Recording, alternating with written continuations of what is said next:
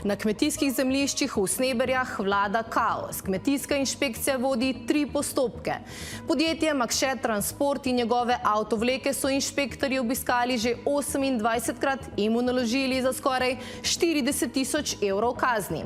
Ljubljanska občina je pred leti dovolila, da se nekatera kmetijska zemljišča spremenijo v mirujoč promet, da lahko tam parkirajo tovornjake.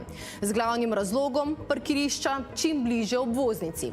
Kako župan Janković komentira kršitve? Mi smo tam bili tudi na tem področju pred 4 leti, konkretno gre za prevoznika Makšeta. On ima del svojega mirujočega prometa urejeno, del je pa širil na kmetijska zemljišča. Naša inšpekcija si to ogledala, dala prijavo tako na kmetijsko ministrstvo kot na ministrstvo MNVP. On je pa to povečil tam, kjer ne sme. Ali bomo pa to obdržali, bomo pa videli.